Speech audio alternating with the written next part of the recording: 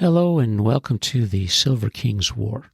I'm Michael Sievers, the writer, producer, and creator of this podcast series about my father's Second World War as a B-26 bombardier.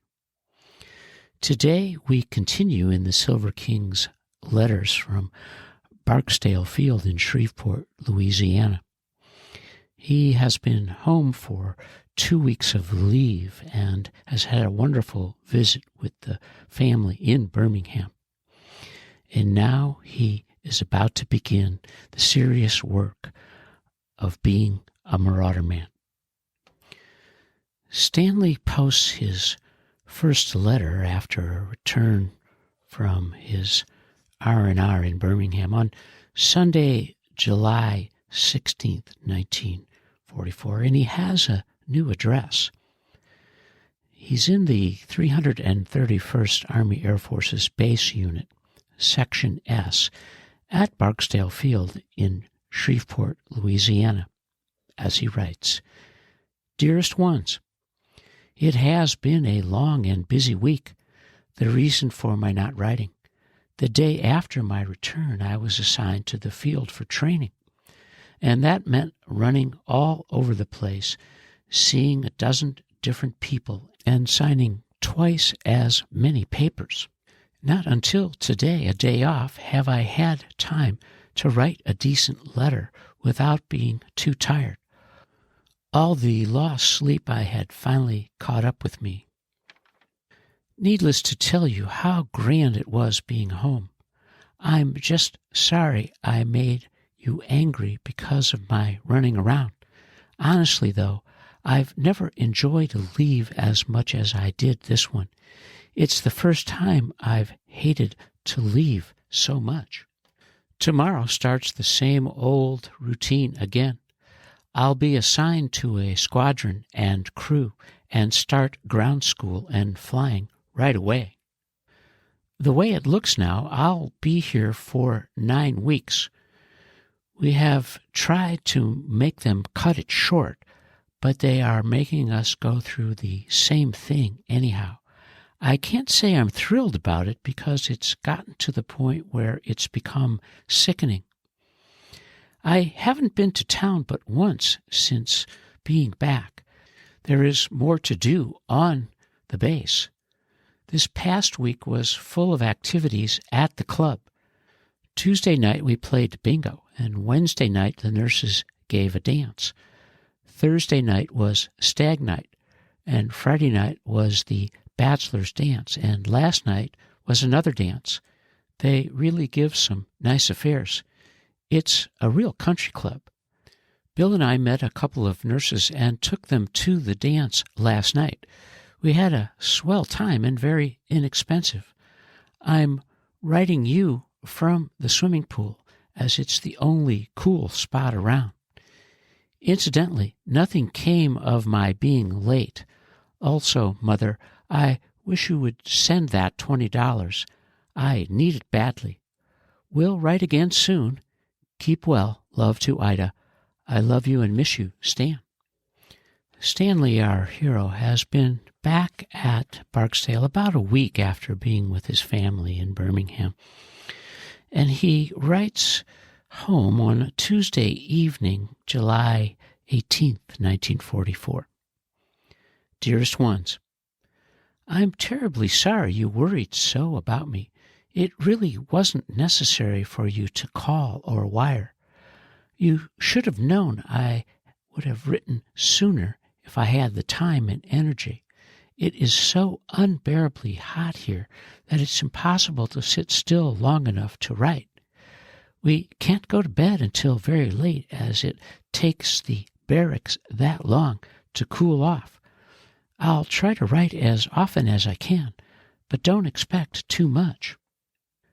I'm really surprised you were able to reach me on the phone. As you know, I'm no longer in the replacement depot. They usually don't bother to look for you. And when you called, we were sitting on the grass outside the barracks trying to cool off. And that's where I am now. I would be swimming, but I'm sore from sunburn. I haven't done any flying yet, At first, Bill and I were assigned to different squadrons, which I disapproved of. I went to the captain and gave him a long story, and now he's changed us to the same one. Since we roomed together, I figured we might as well fly together. And this delayed us somewhat, and I won't meet my crew until tomorrow. I'll probably fly tomorrow afternoon. Bill is flying tonight. Also, tomorrow we have proficiency exams in navigation. If I pass them, I won't have to go to ground school. And right now I feel as though I've forgotten everything. No more news for now. I hope you're well and you didn't forget the $20. Love to Ida. I love you and miss you, Stan. Stanley writes to his family on Friday, July 21st, 1944, with a sense of relief. Dearest Ones, received both of your letters, and thanks very much for enclosing the check. This has been a long month for me, and I'm sorry I had to ask you for it. Concerning my finances, I wish you would do me a favor. I have been thinking seriously of opening a checking account this next pay. I would like to have one at the Birmingham Trust, as before I go overseas, I intend to have an allotment sent there each month. And right now I just want a checking account, but later on I'll change it to a savings account. If I sent you the money to open one for me, would you attend to all the details? I will send 100 or 150 to open it, and you could have them send me a checkbook. Of course, it will be the end of the month before I could send it, but I would appreciate it if you do it for me. Wednesday, I met my crew and started flying. They seem to be a nice bunch of fellows, but it will take time before I really get to know them. We flew local formation, and I like the ship very much. There is quite a difference between it and the B-25. It's bigger and heavier, and best of all, I have lots of room to work in which I didn't have before. And last night we flew 4 hours of local transition. I didn't have to do anything but sleep and listen to the radio. However, this afternoon I'll be busy as a bee.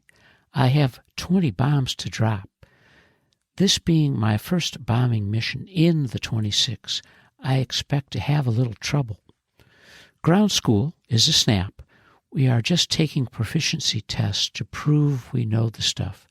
I passed my navigation exam okay. Yesterday I got a box at the post office, so just address my mail as you see it on the envelope. I received the gabardine uniform in exchange for my blouse, and now I have plenty of clothes. I hope you're well. It's hot as hell here. Love to Ida. I love you and miss you, Stan.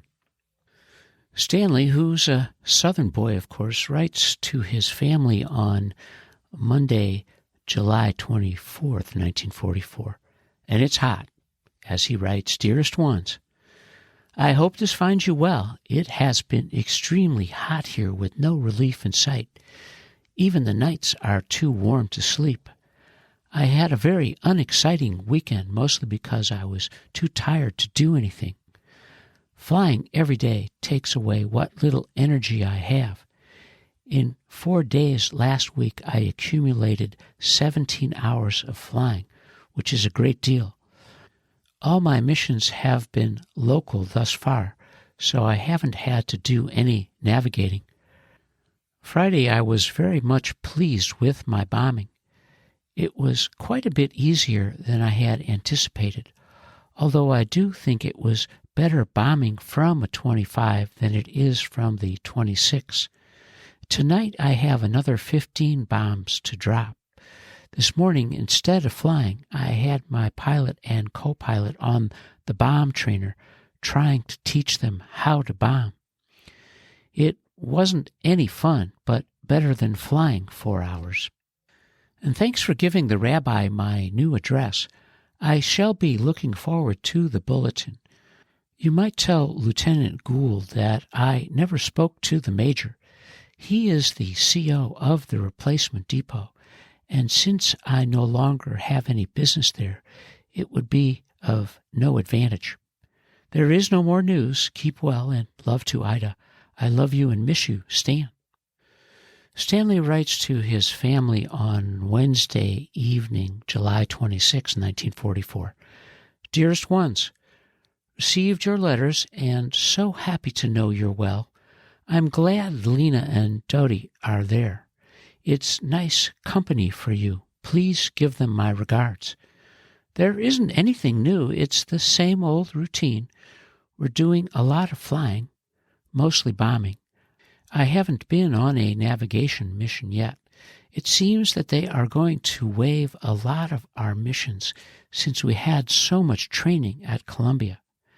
And tonight they gave us a night off. I had just as soon fly and get the missions off so we can get out of here. This morning we flew a formation bombing mission, and tomorrow I have more bombing. I've been doing pretty good so far. It's still hot as hell here. I ruin a clean uniform every day. It hasn't rained in so long I've forgotten what it's like. There isn't any chance of my meeting you in New Orleans. We aren't allowed to land there, so that's out. This field isn't run like Columbia. I probably won't get any trips like I did before. And keep well. Love to Ida and all. I love you and miss you, Stan. Stanley has taken a couple of weeks off from writing. It's been hot in Shreveport, and he's tired, and he's reached a kind of a low point, a lull in his training life, as he writes to his family on Monday night, August 14th, 1944. Dearest Ones, I hardly know how to begin. It's been so long since I've written a letter. I suppose I should begin by apologizing, although I'm not so sure it will do any good. I am sincerely sorry you've become so upset over it. I assure you nothing is wrong. I'm fine and have been all along. Neither am I angry about anything. You certainly have taken the wrong attitude about it. I'm sorry it's left you with such an impression. I surely haven't intended to hurt you purposely. It's just that I haven't felt like writing. We have been working furiously these last 2 weeks as we are shipping out from a POE on the 26th of this month.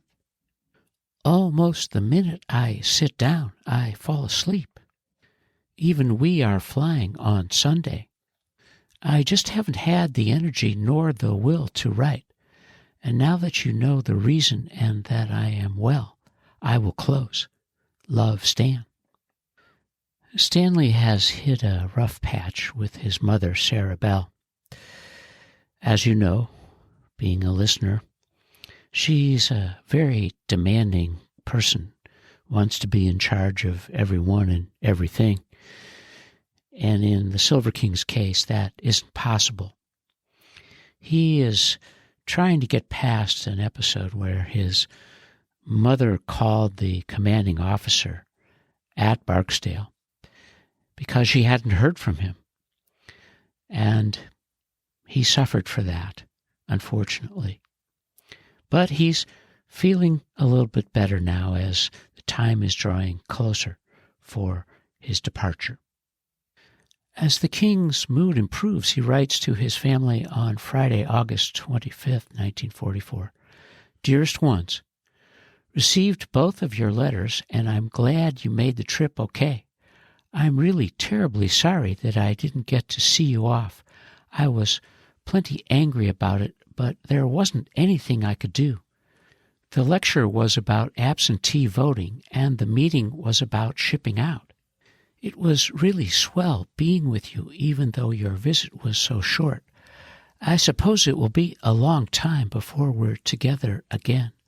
I picked up the package last night. Thanks ever so much. You surely were generous, and I'm surprised you were able to find the whiskey. Now I know we'll be drunk on the train. This morning I flew my last mission, and it's a marvelous feeling to have it over with. It's truly hard to believe I'm actually finished. I'm getting more and more excited each minute as the time to leave draws near. I have decided to send my footlocker home. After talking to some men who have returned from combat, it seems the best thing to do. They all have advised me to do it, and it's based on the fact that I can't take it with me on the plane. It would have to be shipped, and God only knows if and when I would receive it. I'm sure I will be able to manage without it. In it you will find some papers, my will, authorization of allotment, and other information. Please take good care of these. The remainder will be clothes and crap I have no use for overseas. My allotment for $150 will go into effect with the month of September. You'll probably receive the check about the third week in October. Must run now as I'm having a clothing inspection. Will write when I can, as processing will keep me busy. And keep well. Love to Ida. I love you and miss you, Stan. Stanley writes a nice follow-up letter on Monday, August 28th, to his family. Dearest Ones, received your very sweet letter with the checkbook enclosed. Thanks ever so much. After I am paid in Savannah, I hope to send you money to deposit for me. That is, if I can spare it. Well, the time is drawing near, and this will probably be my last letter while I'm in the States. We leave tomorrow as per schedule. You'll probably receive this after you see me Wednesday morning, as we are leaving on the civilian train. I only hope I am awake when we get there.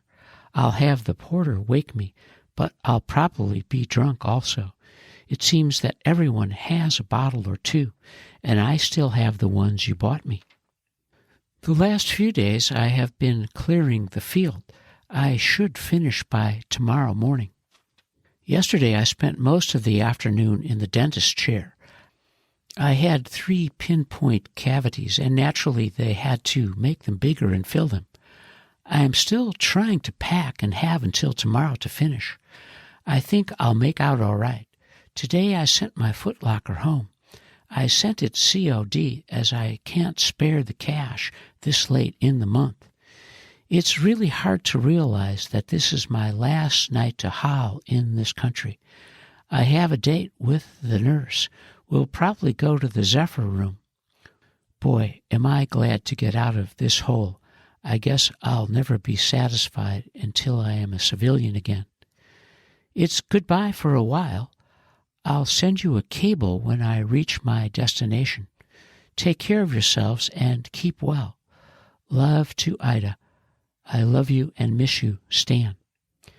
As the Silver King continues to pack and prepare for his train ride to the port of embarkation and his departure to the European theater of operations, we have reached the end of his Barksdale Letters, Part 2.